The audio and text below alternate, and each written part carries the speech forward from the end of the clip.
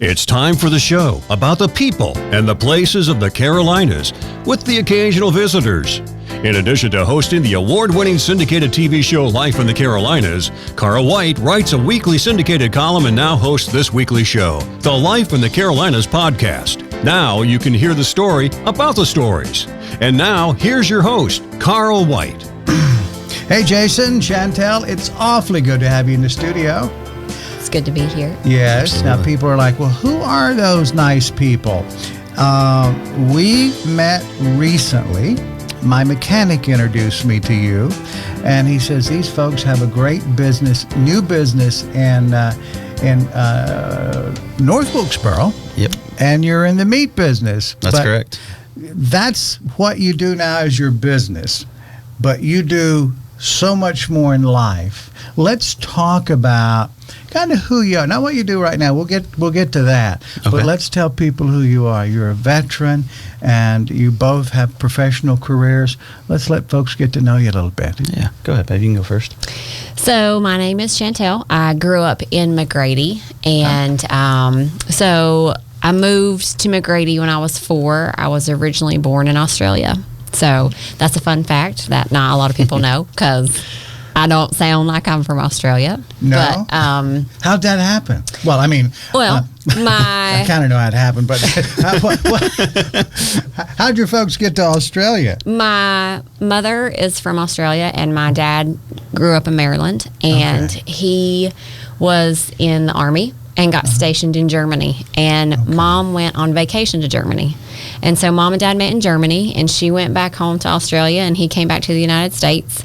He was engaged to be married in 2 weeks, and he broke it off and called Mom over the phone and said, "Will you marry me?" And she said yes. And so he moved to Australia, and they lived there together for 10 years. And then me and my sister were born there, and then we moved out here, and that's the rest is history. We moved to Old 60 for a little bit while we were found the perfect house, and then we found a really great place. Well, I say we. They found a really great place in McGrady on Long Bottom Road, and that's where I grew up. Nice. So kind of an international love story. That's there. right. Right? That's right. Wow. So life goes, and we'll get more talk about your past more as we go along. But so that's all happening, and then you meet a military guy. Oh, I know it, and that was by chance. A friend that I used to work with's husband was in the Marine Corps, and him and Jason were stationed together, and we're in the same unit, I think. Yep. Right. Yeah. And so it was her son's birthday party, and they came to celebrate the birthday party. John, which is her husband, and then all of his friends, which was Jason and his cousin Chris and everybody, and that's where we originally met. And so we met then, but we didn't really pursue anything. And then a couple years later, some circumstances kind of unveiled, and that's when we actually started, dating and being more serious. And then now And I used to come out here on the weekends from Jacksonville. I was stationed in Jacksonville, North Carolina at the time, and I'd come out here on the weekends and hang out and be able to spend some time with each other. And that's really how it all started. It was the pool party. The pool party and those weekend visits, and the next thing you know. And now it'll be, 9 years this 9 years in October. This October. Wow, 9 years. And you've got just a tiny family. Yeah, just a small one, We just when you were telling minuscule. when you were telling me about just getting to know you initially, just a little bit, because I'm always listening to stories. I mean, I when I walk in your shop, I know what you do, but I'm kind of what's the story, And when you tell me about your kids being involved, and then I thought I heard the number 5. That's right. That's correct. Yes. And you both are young, so 5 kids. That's amazing. Yep. And it's an adventure. Was that the plan? Did you say, "Oh gosh, we got to have a huge family"? Right out the gate, we always said we'll have as many kids as we can afford. Right. And then we started realizing that school buses are very expensive. And so we had to stop when a Suburban was full. So. Right. Then we were going to have to go to one of those big vans. So yeah. We, but we never really planned to say, hey, let's have X amount of number. It was just, we would have, we have our new baby, and I would always just hold that baby and cry and say, I just love this baby. And then I would give him the eye. And then it would be, it's just one more, right? Maybe, let's just have another one. Right. And, and we both genuinely felt that way. Mm-hmm. And then with our fifth kid, we both felt the closure of this completed our family. Right. And so it was just that mutual, I think we're done. And we were completely satisfied with having 5, and we both knew at the time that was the right number. Right. And we had never felt that after any of them before that. It just kept coming to let's have another one. Right. So. But if you were to have another one, you certainly know how to bring about a family. Absolutely. Right? And the kids are great. It's luckily, they're all, they're well behaved and they're respectful, and so it's really not chaos in that aspect. Why are they well behaved? Talk about why, because that's not the case with all kids. We're on the air. I can't say it. My go-to all the time is, we beat them. But no, we just right out the gate try to teach them the structure of respect and looking at someone when they're talking to you.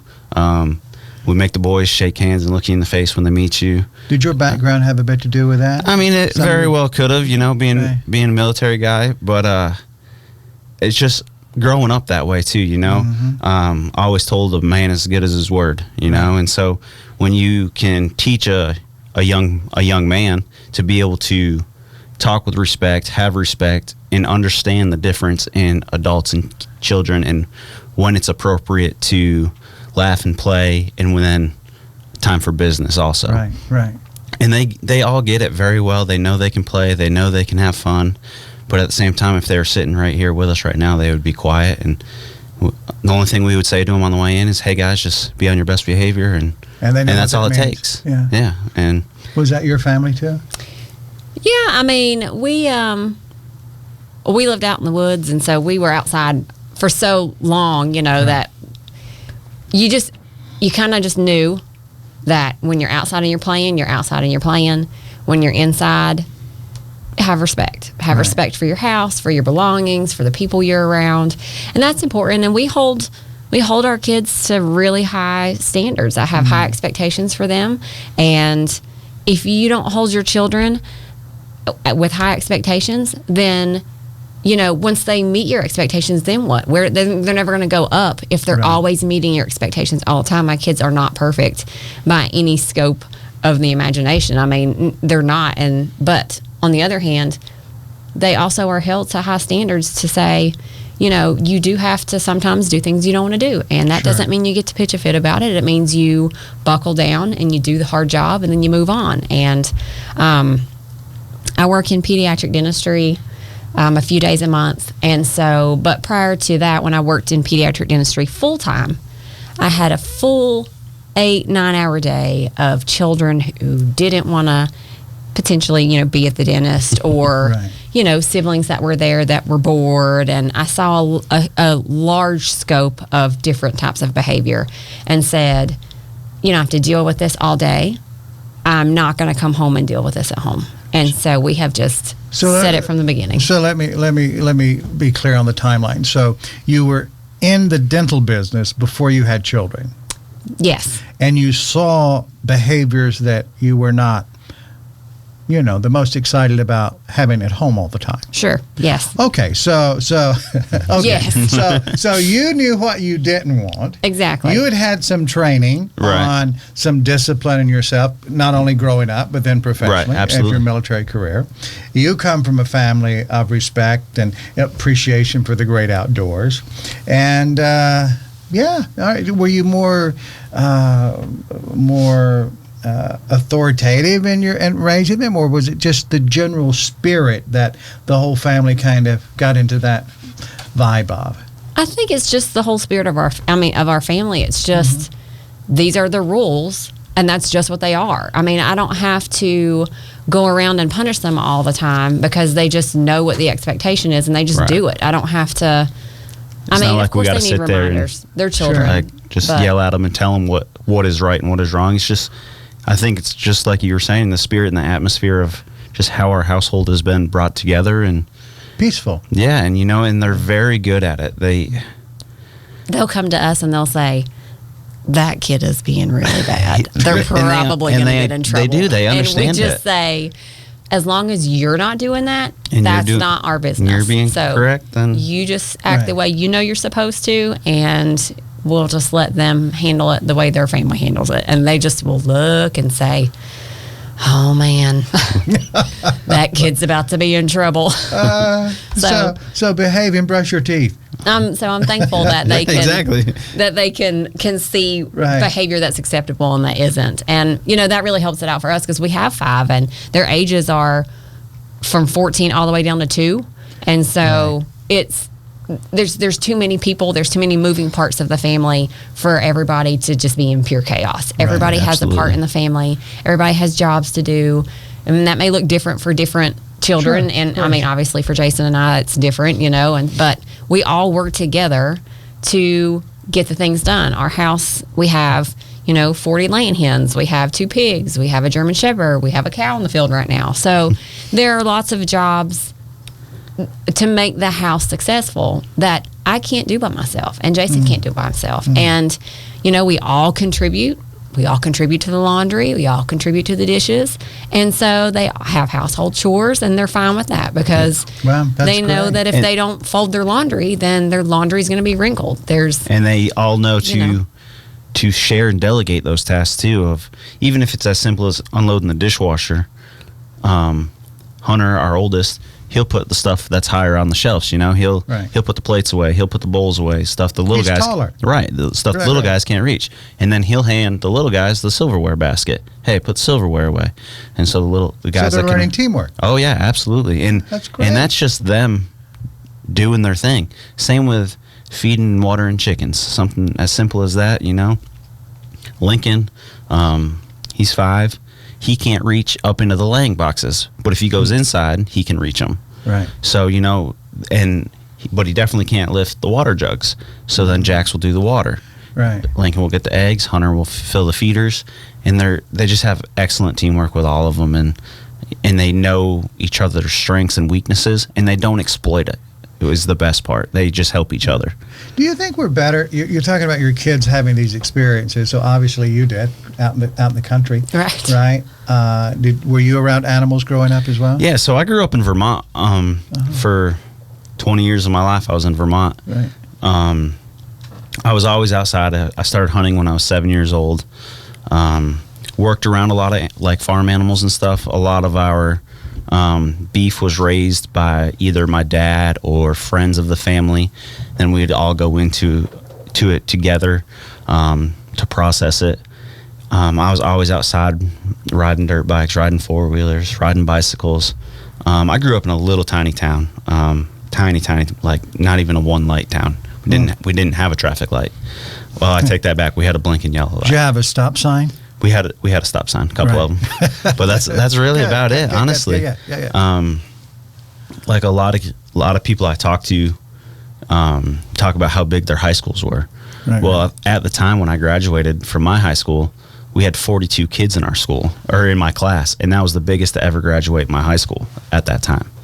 Now I don't know what it is now, but I mean, I only had 42 kids in my graduating class. way back in the day when he graduated high school. We're talking Little House on the Prairie numbers. yeah, it's little, Everybody That's knew great. everybody. Yeah.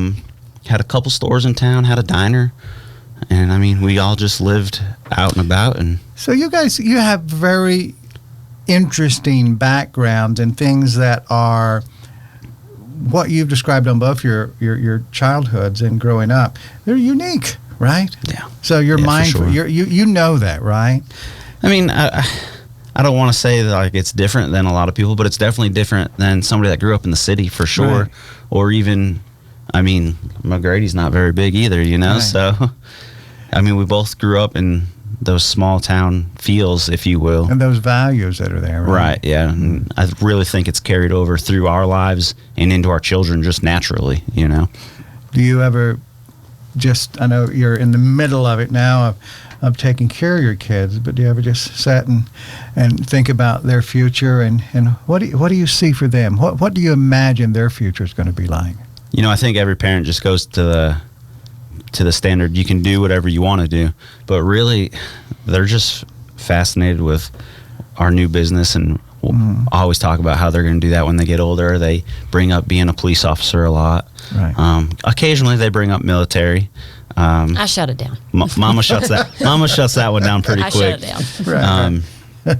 Of course, I would support them, but I would be crying in the background. Of course. Yeah. And so, you know, we're just there to support them in whatever they decide to do. For a while there, our oldest wanted to be in like a crime scene investigation type of work. Wants to be a wrestling coach. He goes back and forth with a lot of stuff. So. PE teacher? Yeah, PE teacher the other day. You know, and whatever they decide, it doesn't matter. We'll support it. If they want to take over the business one day, that'd be awesome. If they want to join the military, that'd be great too. And we'll just full family support and be there for them for all that. Nice. I just want them to be respectable members of society. Right. I mean, And not think- litter. Right. I think there is a shift happening where respect is just nobody ever just gives respect anymore. Everybody has the mentality of, well, respect has to be earned. And to a certain extent, I believe that's true. But on the other hand, there is still that old school value of you respect your elders no Right, matter yeah. what. And, you Right. get to make the choice on how you want to handle maybe a situation where you are feeling disrespected. But on the other hand, I want them to go by their word, stand by their word, respect women, take care of their sister. We have 4 boys and 1 girl, and just be a normal, respectable member of society that For sure. follows their dreams and, isn't wild. When I stopped at your shop, you shared an idea. You were expressing it, and you were trying to come up with the right words to say this thing, of which I think we all love. And it was how that thing that we feel when we go into a business and people. Right. And there's that almost family type of an environment to where it's more intimate, and it's not that you're super close with all your customers, but there's still an attitude, right? A way of, Right. Yeah, a way absolutely. of treating each other with respect. So that's what you're talking about, right? Sounds like that's how you've grown up, and that's how you want to Yeah. have your business. Yeah, exactly. Yeah, for sure. Yeah. I think that just being able to communicate with people the way you're feeling about a situation respectfully goes a long way. I mean, maybe not everything's going to be perfect all the time. We're not always going to parent perfectly. We're not always going to be perfect in our business, and situations I'm sure will come up. But if everybody is just mutually respectful about everything, it just goes a long way. A lot of issues can be diffused just by Communication. Right. And Communication we is really huge. press that a lot, just because you don't want there to be some sort of weird air. And really, if you had just said, hey, is there something going on, or Yeah. is there an issue? You okay? And You okay, buddy? is everything fine? Right, Then and that's the chance to either say yes or no, and then you get it out, and then you move on. And I think personally with our family at home, but also with the customers that come in, if we stick to that mentality and just treat everybody respectfully and like they are family. I mean, we can sit and talk to anybody, Yeah. and about anything usually, just keep that same value. because if we don't have any experience in whatever it might be of a topic, we'll ask and we'll try to learn about it. Right. And just be open-minded and roll with it and try to. Are you naturally curious? It seems like both of you are curious people. So is that something that someone comes in and it's something that you know nothing about? And do you really want to know? Yeah, absolutely. And I think that ties back to, from childhood all the way to what we're doing now. To just the other day, I was asking a guy about something in the shop, and when we get talking about the shop, we can get into that a little bit more. That even brings me into my current career as a site engineer for a medical robotics company. I was like, that's something I would never do. And the opportunity arose, and I took it. It was one of those things that I didn't know much about. I have a very strong mechanical background, But the robotics side of things, I didn't know, and now, I mean, I still don't know everything by any means, but every day there's something that can be learned in that. It's not like, I'm not going to say it's not a dream job. It's just something you probably didn't dream about because you didn't know about it. Right, exactly. You know, I spent 10 years in the Marine Corps as essentially a mechanic with the V-22 Osprey. It's the plane that can fly like an airplane, take off like a helicopter. Oh, yeah. And instantly getting out, my go-to is to be a mechanic. To the point when, before we even got out of the service, we came out here to Wilkesboro, and I stopped over at James River John Deere dealership here in town. And I talked to the Do they have one of those over there? No, they don't have one of those. But wow, that'd be great. I want to go see that. I talked to the service manager over there, and I said, hey, I'm getting out of the service, and I'm just looking for job opportunities. And swung by. I just wanted to swing by and talk to you and see if you had any openings or whatever. And so we set up time to do an interview, and I brought him a resume, and and I was offered the job on the spot during the interview. And so that was my plan. Getting out was, well, I'll be a diesel mechanic at a tractor shop. No big deal. Love turning wrenches, still do. And then this opportunity came up for the robots, and at the time it was a hard transition for us getting out of the military. And the robotics job provided a lot of financial stability for us right out the gate. And so that's why I went that avenue. Right. And then I turned out to really enjoy it, and I like it. However, they're very good robots, and I don't get to turn wrenches as much as I thought I would get to. So, okay, now I'm clear. So you fix the robots? Yes. Yeah. Now I understand what you do. Yeah. Okay. You're a robot mechanic. Okay, that's fantastic. Okay, so one of you had to say, let's start honey, business. we don't have enough to do. I know we can't really figure out how to do what we're currently doing, but life would be so much better if we tackled another thing that we've never done before, and it's going to take a lot of time. But what do you think? Is that a good idea? Who said that first? It might have been me. I don't know for sure, but it was definitely brought up and brought to attention, Right. And we're kind of the go big or go home type of people with what we do. At first, we thought about just doing something small doing something small on the side at our house. Even we were going to build something and do it there. And then we said, well, why would we do that when we can go full blown, find a building in the middle of town, open up this business, and have such a great opportunity? And then, we just kind of rolled with it. We looked around for a while, met a fantastic person here in town. Wait. So he says this first. Right.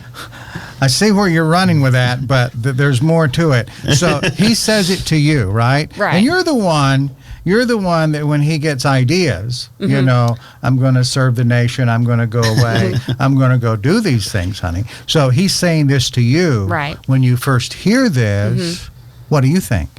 I think that means he doesn't have to drive to Charlotte every day, and he can not be on 77. And I think it's a great idea. Okay, so you saw it as an escape hatch. I saw it as a great way for us to be closer as a family. Yeah. Okay. So a typical day for me going to Charlotte, I leave the house at 4:30 in the morning. So I don't see anybody in the morning. Everybody's still in bed. Because I'm not waking up at 4:30. Right. No, I got told the other day she doesn't wake up in the fours. I don't wake up in the fours. That's what she told me the other day. Right. And so, luckily, I have a good schedule down there. I'm done at 2, but that puts me back here at like 3:30ish. Right. And I'm traveling 77 every day. It's right at 80 miles each direction. Right. Our gas budget, I would probably blow your mind. It's more than most people's mortgages, I'm sure. Right. Sure. And it's just insane. And it's so much risk driving that road every day that we're like, well, this could be the out. This could be the ticket out. And it's something I've always been passionate about. Have we said the name yet? No. You go ahead. Yeah, okay. Let's talk about.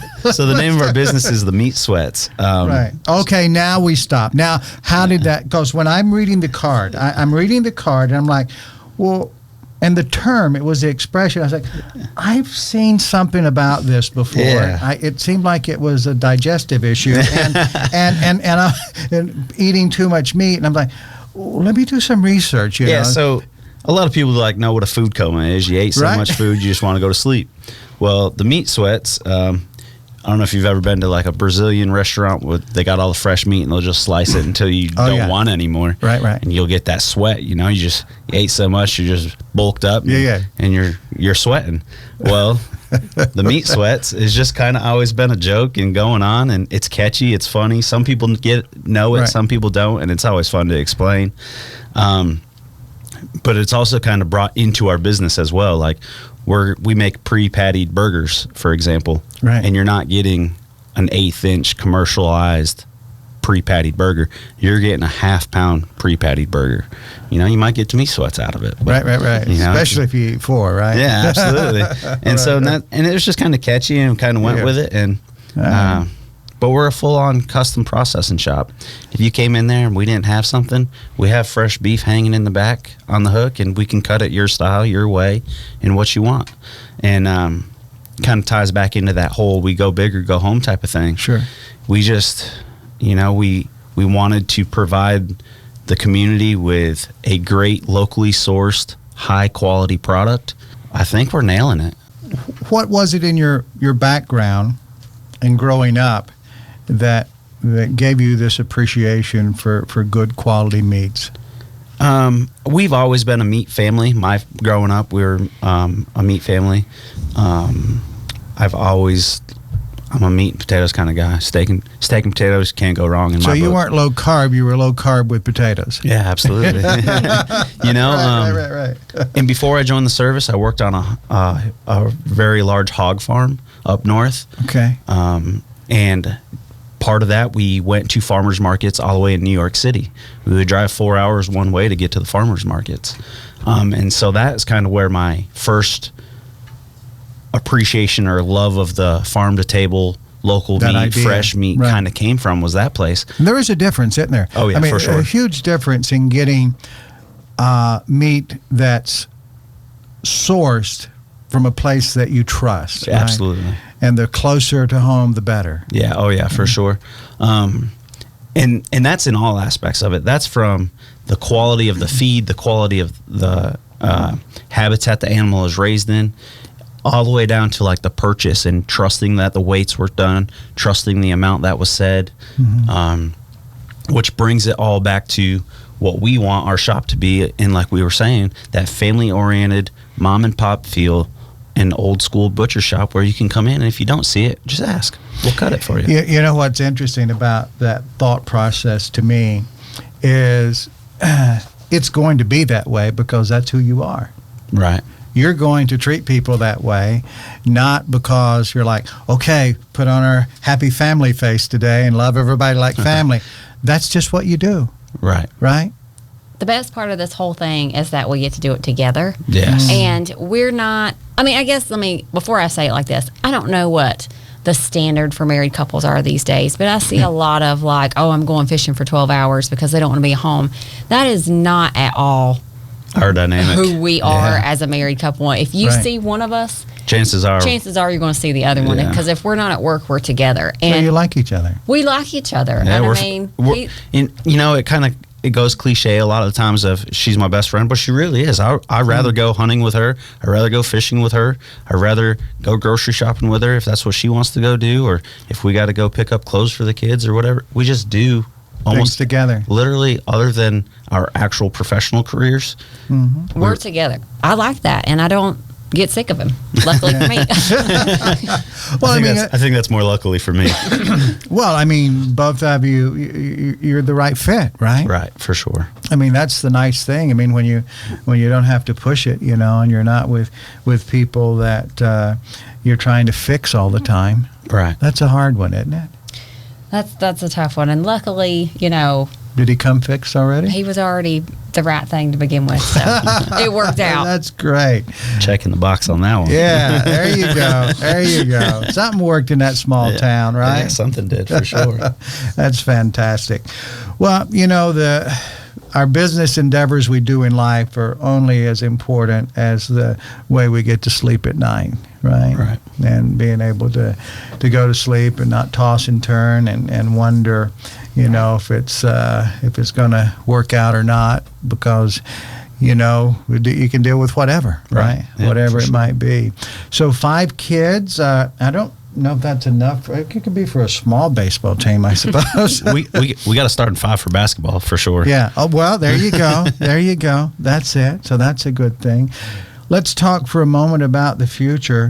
What do you imagine? I mean, what do both of you think about, 5-10 years from now? What do you hope your life looks like then? I hope that we're seasoned in the owning a business scope of things, that we can look at the bumps in the road and be able to know that based on the history, it's not as big of a deal as maybe it seems right away. Because right now, every little bump in the road, every hiccup seems like it could potentially be detrimental, to what we're trying to do. But in 5 to 10 years, we're going to be able to look back and say, remember when we first started and all these things happened and we were panicking and it was fine. So looking for that, looking for, our children are going to be, two of them are going to be doing their own thing and, hoping that, praying to God that they're good people and that they're successful and that they're happy. And they don't have many cavities. And they don't have any cavities. I'm going to be parenting a teenage girl at that time. Lord help me. Send all the help immediately during that time. But, just hoping for success, that hoping for things to become more routine and more of just like, this is what our life is now. Right now, our life is chaotic and hectic and running here and running there and hoping that I have time to give everybody a bath at night, hoping that I have time to make something decent for supper, or hoping I laid something out for supper in general, or, but in 5 to 10 years, we always say, this is just the season where we're at now, and it's not going to be like this forever. And in 5 years, whatever season we're in then, it's not going to be like that forever either. And just to be able to enjoy the crazy, chaotic life we have now, but also to be able to enjoy whatever it is in 5 to 10 years that's happening, and just take it as a season and say, we're in a good spot now. Let's enjoy it while we can, because things can change at any given time. And, we've been in some hard spots, whether it be financially or me in Afghanistan while she's home on the home front with all the kids, We've been in some tough spots, and the thing we always say to each other is, this doesn't last forever. It's not going to be like this forever. And we always use the season analogy, if you will, of it'll change and we'll get through it. And that goes for the good times and the bad times. And always so another chapter, right? That's right. Embracing whatever we're dealing with at the time and embracing it for what it is. Just this is a tough time or this is a great time, and just being realistic that things are not always going to always be the same. It's really hard to predict what it's going to be. But I hope in 5 to 10 years, all my boys are lifting all the heavy stuff for me so I can stop doing that. That'd be nice. I'd appreciate that one. So that as we're getting to know each other more, I need to know, because you said you make everything fresh, right? Yes, sir. You're doing everything there, making your own sausage. So if I get a pack of sausage and it's a little too hot, does that mean that you were mad at him? Or is the spice that's in the sausage, is that emotionally driven? No, it should be pretty consistent, unless maybe the 5-year-old comes and puts a little extra dash in. A little extra, yeah. That's pretty good stuff. It's amazing to me at the popularity of how it has grown and increased for great sausage. Right. It's just a wonderfully diverse food, and I enjoy a good Italian meal. Yeah, and I've sure. always loved those. The meats that are there. There's always you knew that you were tasting culture. Yeah, for sure, right? Absolutely. And for our pork ends of things, the way we do things is just we're going to adapt to that. We'll change our inventory a little bit and try to have out what people are asking for. Right. And that's the plan from here forward. Right. If nobody's buying a pot roast for whatever reason, like middle of summer, not many people are making roast. They want to be grilling it on the grill, Sure. So we'll take those cuts and we'll change them into something that's more beneficial for that time. We can start cutting into some kebabs and seasonal type foods. So we're always adjusting and making changes on the fly. And the most important thing, it's fresh. Yes, Right? fresh. It's fresh, locally sourced or regionally sourced, and you're going to have that. That'll be your continued way of delivering product, right? Absolutely. Yeah. We try to find as close to Wilkes County as we can to source the best quality also. Because that's the last thing we want to do is tell you we have a locally sourced product and it be something that you got to let the dog chew on before you can even eat it type of deal. Right. So we also look for quality, and like these first round of beef that were in the cases this past weekend came out right here in Harmony, so not very far away, and the quality is top notch. So, Right. and we'll always strive to do that. So a lot of people It's here waiting for us. A lot of people. So that brings a point. So a lot of people will go right by your shop, potentially on their way to the mountains, right? Yeah.